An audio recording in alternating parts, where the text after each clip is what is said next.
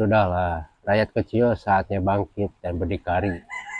Berapa puluh tahun lagi kalian mau menunggu keadilan dari para penguasa? Mereka duduk di kursi empuk, makan dari pajak kita, tapi giliran kita tercekik, mereka pura-pura tuli. Kalian pikir uang yang dikorupsi itu bakal kembali? Jangan mimpi. Mereka korupsi berjamaah, pakai dasi, pakai jargon pembangunan. Tapi nyatanya, yang kaya makin kaya, yang miskin makin disuruh sabar dan bersyukur.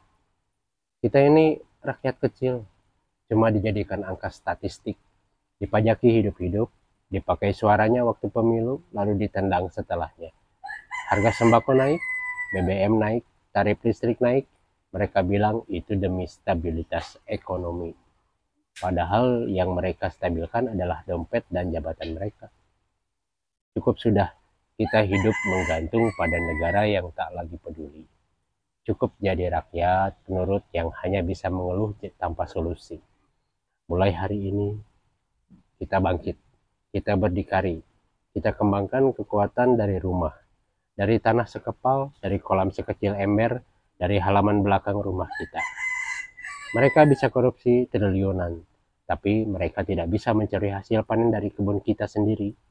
Mereka bisa memanipulasi data, tapi mereka tidak bisa menghentikan ayam kita bertelur atau ikan kita tumbuh di kolam.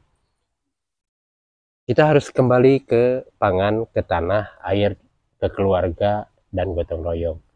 Jangan lagi anak-anak kita disuapi impian semu lewat media dan gadget.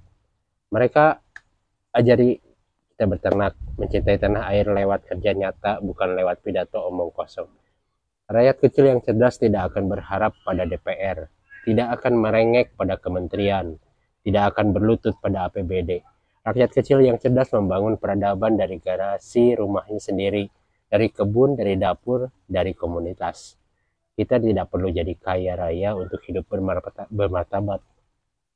Kita hanya perlu merdeka dari ketergantungan, merdeka dari sistem yang menindas, dari iklan yang menipu, dari politik yang memperbudak. Buat apa kita ribut soal elit yang gontok-gontokan kalau anak kita masih makan mie instan tiap hari? Buat apa kita ikuti drama politik kalau kita belum bisa nanam sayur sendiri? Mulai sekarang, mari kita ubah paradigma, bukan tanya apa yang negara beri pada kita, tapi apa yang bisa kita lepas dari cengkraman negara korup ini.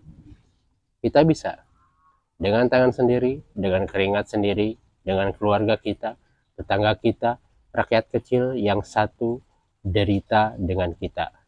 Jangan tunggu revolusi dari atas. Revolusi lahir dari rakyat, dari desa, dari orang-orang yang muak dibohongi. Wahai rakyat kecil, jangan mau dikecilkan.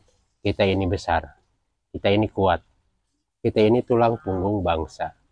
Mereka boleh punya istana, tapi kita punya ladang. Mereka boleh punya jabatan, tapi kita punya akal dan tekad. Bangkitlah, bergeraklah, berdirilah dengan kepala tegak. Karena kita tidak akan mati menunggu janji. Kita akan hidup karena kita mandiri. Oke, terima kasih. Semoga menjadi inspirasi. Assalamualaikum warahmatullahi wabarakatuh.